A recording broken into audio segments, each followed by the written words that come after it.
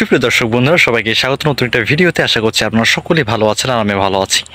বন্ধুরা, আজকে আমরা যে বিষয় নিয়ে কথা বলবো সেটা হচ্ছে যে 10টি গাড়ল দিয়ে যদি আমরা খামার শুরু করতে চাই তাহলে আমাদের কতটুকু টাকা খরচ হইতে পারে, সাথে তাদের বাসস্থান কেমন হওয়া দরকার এবং কী কী খাদ্য আমরা সরবরাহ করতে পারি এবং কিছু ইন্টারেস্টিং বিষয় নিয়ে আলোচনা করবো যেটা আপনাদের কাজে আসবে।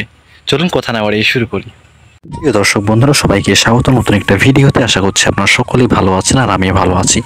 বন্ধুরা, আজকে আমরা যে বিষয় নিয়ে কথা বলবো বা আলোচনা করব সেটা হচ্ছে যে আমরা যদি 10টি গাড়ল দিয়ে খামার শুরু করতে চাই তাহলে আমাদের কতটুকু অর্থ খরচ হতে পারে এবং তার সাথে আমাদের কি কি করলে ভালো হবে এবং কি কি করলে ভালো হবে না, সম্পূর্ণ বিষয় নিয়ে আলোচনা করব। আশা করছি বন্ধুরা আপনাদের ভালো লাগবে। চলুন শুরু করি। বন্ধুরা, আমরা সকলেই জানি যে বর্তমানে গাড়লের দাম অনেকটা চড়াই। মনে করেন যে একটা প্রেগনেন্ট বা মা গাড়লের দাম আপনার 15 থেকে 20 হাজার পর্যন্ত যাইতে পারে। সো তাদের বডি ওজন হিসেবে বা মাংস হিসেবে এদের দামটা নির্ধারণ করা হয়ে থাকে, আপনারা সকল সেটা জানেন।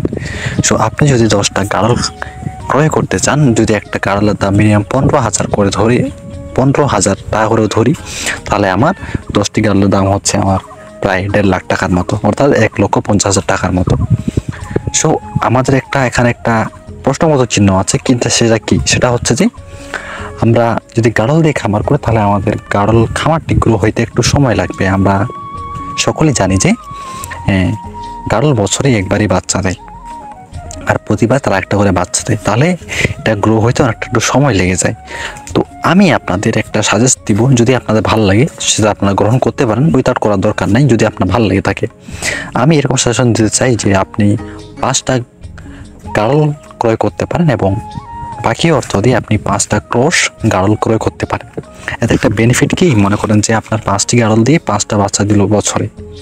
আর যদি ক্রস গাড়ল ক্রয় করেন তাহলে দেখা যাবে যে আপনার ক্রস গাড়ল কিন্তু বছরে 2বার করে বাচ্চা দেয়। আর কোনো সময় তারা 2টা করে বাচ্চা দিয়ে থাকে, 6 মাস পর পর 2টা করে বাচ্চা দিয়ে থাকে। প্রথম 6 মাসে 2টা, দেন পরে 2 মাস 6টা। তাহলে আমার খামারটা গ্রো হইতে একটু অল্প সময়ের মধ্যে আমি 4টা বাচ্চা পেয়ে যাচ্ছি একটা ক্রস গাড়ল থেকে। সো আপনারা বুঝতে পারতেছেন তাহলে গ্রো হইতে কত দ্রুত গ্রো হচ্ছে আমার খামারটি। এটা আমার সাজেশন হিসাবে আমি আপনাদের বললাম। যদি আপনাদের ভালো লেগে থাকে তাহলে আপনারা সেটা গ্রহণ করতে পারেন, না হলে তো আপনার ইচ্ছা। আর যেটা বললাম যে 10টি গাড়লের দাম কমপক্ষে আপনার 1.5 লক্ষ টাকার মতো হইতে পারে। আর যদি একটা পাঠার দাম ধরি, আপনার পাঠার দাম তাদের বডি ওজন এবং মাংস হিসেবে দাম নির্ধারণ করা হয়, সেই হিসেবে দামটা হয়ে থাকে। প্রায় একটা পাঠা দাম আপনার 20, 30, 40 হাজার এবং 45 হাজার পর্যন্ত যাইতে পারে বা 50, 70 হাজার পর্যন্তও যাইতে পারে গাড়ল পাঠার দাম। সো এ হচ্ছে আমাদের আজকের আলোচনা। আপনাদের কোনো কিছু জানার ইচ্ছা থাকে আপনারা অবশ্যই কমেন্ট বক্সে জানাবেন, আমি যথাসাধ্য চেষ্টা করবো উত্তর দেওয়ার।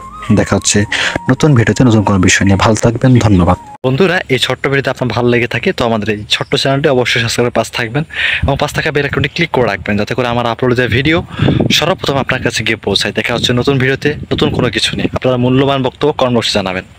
ধন্যবাদ।